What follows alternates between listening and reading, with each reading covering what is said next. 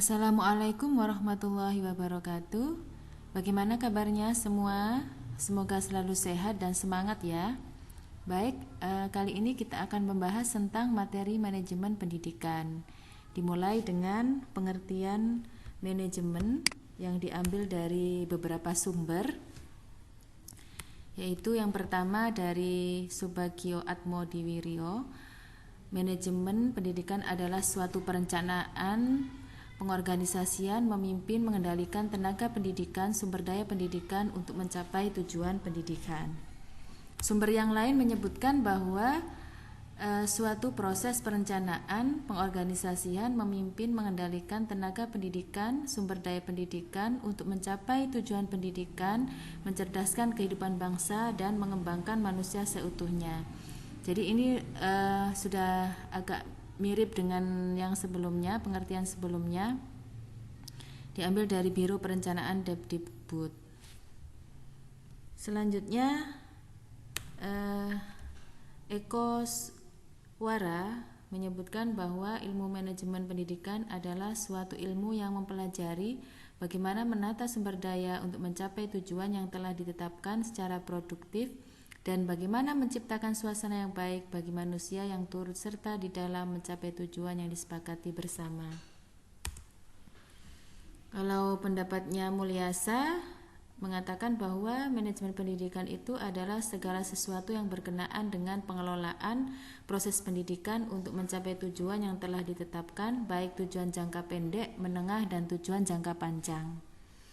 Dari beberapa pengertian tadi bisa disimpulkan pengertian secara umum suatu proses perencanaan, penyusunan, pelaksanaan, dan pengawasan dalam mengelola segala sumber daya yang berupa manusia, uang, material, metode, market, waktu, dan informasi untuk mencapai tujuan dengan efektif dan efisien dalam bidang pendidikan. Nah, sudah dipahami ya dari beberapa pengertian. Yang perlu digarisbawahi adalah manajemen pendidikan itu suatu proses perencanaan, penyusunan, pelaksanaan, dan pengawasan. Kemudian apa yang akan dibahas? Maksudnya apa yang akan dikelola? Ada ada manusia, uang, material, metode, market, waktu. Nah, ini akan kita bahas di slide selanjutnya. Baik, berikutnya fungsi dan peran manajemen pendidikan. Ada 4, yaitu sebagaimana yang sudah kita bahas di pengertian tadi. Ada 4 fungsi dan peran manajemen. 1. Planning, organizing, actuating, controlling. Planning ini merencanakan tujuannya, kemudian organizing ini pengorganisasian, pembagian job, distribusi pengorganisasian bisa di SDM-nya, kemudian sumber-sumber yang lain terkait dengan perlengkapan, peralatan, sarana, ya. Kemudian actuating, ya, bagaimana menggerakkan SDM untuk mencapai tujuan. Setelah itu ada controlling, pengawasan, menilai kinerja dan pengendalian. Dalam hal ini untuk memastikan apakah dalam perencanaan dan pelaksanaan itu sudah sesuai, terus temuan-temuan apa yang menjadi kendala. Nah, akan menjadikan evaluasi untuk perbaikan, ya, sebagai tindak lanjut merencanakan ke berikutnya. Objek kajian manajemen pendidikan diantaranya ada 6M, yakni man, money, materials, method, market, minutes. Man ini terkait dengan SDM-nya, yaitu pendidik dan tenaga kependidikan. Money itu biaya, material ini kurikulum atau panduan ini, ya, pedoman dalam ini pembelajaran. Kemudian metode ini cara yang dipakai, yang digunakan dalam mengatur SDM maupun untuk pendekatan yang diberikan kepada anak didik. Kemudian marketnya, siapa pangsa pasarnya, yaitu wali murid. Minutes ini pemanfaatan waktu. Jadi 6M ini saling terkait, ya. Ada kurikulum, nggak ada pendidiknya, nggak ada mennya, ya nggak bisa jalan. Ada uangnya, nggak ada ada money, ada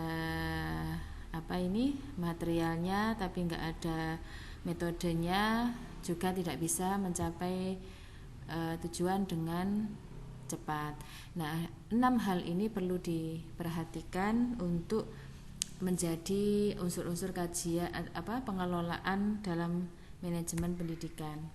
Tujuan manajemen PAUD itu ada 2, yaitu supaya lebih efektif dan efisien ya. Kalau segala sesuatu dikelola, diatur mulai dari perencanaan, diorganizing, kemudian dilaksanakan, kemudian adanya kontrol, pengawasan, maka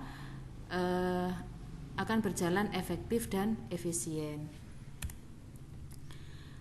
Ruang lingkup manajemen pendidikan anak usia dini ini berdasarkan 8 standar pendidikan anak usia dini dari Kementerian Peraturan Permendikbud nomor 137 tahun 2014 tentang standar nasional pendidikan anak usia dini. Sudah tahu semua ya, ada 8. Jadi nanti manajemen pendidikan ini akan lebih membahas berdasarkan 8 SNP, yaitu yang pertama STPPA, standar tingkat pencapaian perkembangan anak, kemudian standar isi, standar proses, standar penilaian, standar pendidik dan tenaga kependidikan, standar sarana prasarana, standar pengelolaan, dan standar pembiayaan.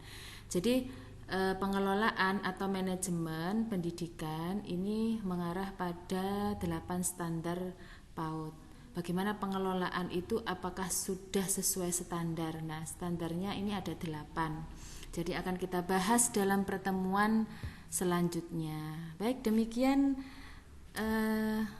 Bapak Ibu dan teman-teman semua, semoga bermanfaat.